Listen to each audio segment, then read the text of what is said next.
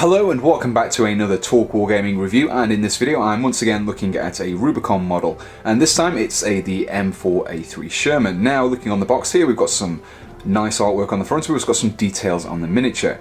It's a 156 scale or 28mm scale plastic kit. It can be assembled into an M4A3 with a 75mm, 76mm or 105mm gun, and it comes with 2 turrets and 3 mantlet options, and also easy to assemble. So flipping the box over, we can see a painted example just so you can kind of get an idea of which colours to use from the Vallejo range. And we've also got some blurb about the tank history of the tank, and also an example of the decal sheet that we also get in this box as well. So let's open up this kit and take a look at the contents inside. So here in front of me I have the contents of the M4A3 Sherman kit, and first of all we have the decal sheet, which comes with numerous US markings, some US flags there, some names and also some numberings as well. Put that to one side, and here we have the instruction booklet. It numbers all of the parts on each of the sprues, gives you a key for optional parts, no glue, etc.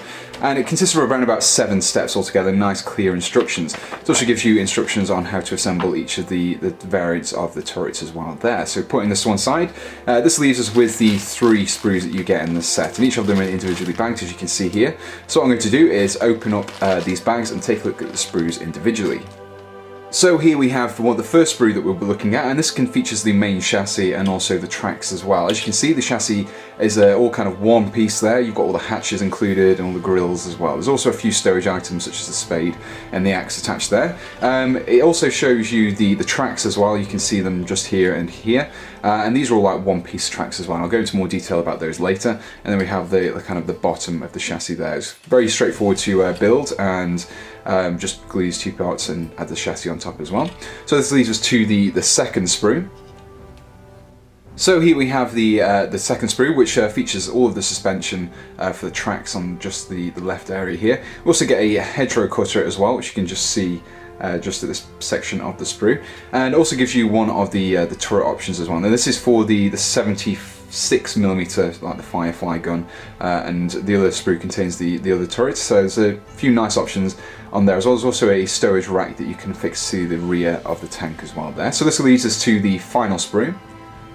So on this sprue you can see that we have the second turret variation. This is the rounded, more rounded version for use with the 105mm howitzer and also the 75mm cannon as well. Also got the 76mm cannon there just at the bottom of the sprue, a few stowage items, and also some headlights as well. We also get the Browning 50 cal that you can mount onto the turret on this sprue as well. So now that I've looked at each of the individual sprues, let's get these assembled and take a look at the finished miniature. So as I pointed out before, the scale is 156, and if I bring in a German soldier from Bolt Action, you can see that the scale fits quite nicely as well, so you can use it for your games of Bolt Action. So now that we've looked at the assembled kit, let's zoom out and take a look at the overall summary. And here we have the completed M4A3 Sherman. Now, as you can see, here I've opted for the 76mm cannon in order to take out some German tanks, and as well the turret moves freely and the barrel can be moved up and down as well. So just taking this off for a moment, you can see the hull detailings here. We've got some of the stowage as well, so the axe and the entrenching tool and sledgehammer, and they're all sculpted onto the body but still nicely defined. Moving on to the tracks, as I said before in the Panther review, the tracks actually come removable, so you can quite easily paint these separately before gluing them onto the tank, and it allows you to get into all those nice detailings nice and easy. So just sticking those back on, quite easily just clip back on like so. So we've got some detailings at the back as well. Very easy to put together. The main chassis was just a single piece, and that had a few extra items such as the lights glued onto them. Very quick, easy instructions to follow, sorry.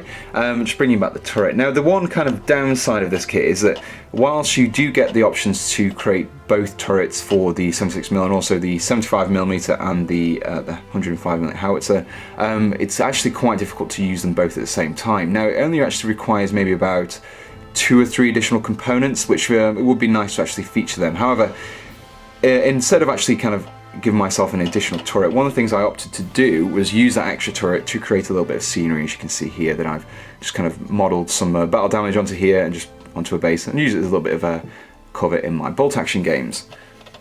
So as I pointed out before, the scale is 156, and if I bring in a German soldier from bolt action, you can see that the scale fits quite nicely as well, so you can use it for your games of bolt action. So now that we've looked at the assembled kit, let's zoom out and take a look at the overall summary. So that concludes a second review of Rubicon models, and of course the Sherman is a very iconic tank from the war, and it's rendered very nicely in hard plastic here. The one downside is the fact that there aren't enough components to make both the turrets at the same time, but with a little bit of kind of modelling, you could probably make it so that it'd be quite easy to do so. The price range is about £20, which actually puts it on par with other manufacturers' similar sized plastic kits. In fact, this is actually probably a little bit better value because you do actually get the extra components for the turrets for the same price. So I'll pop a link in the description so you can take a look at the Sherman tank on the Rubicon Models web store yourself, and also find a reseller that's closest to you. So until next time, thanks for watching and goodbye.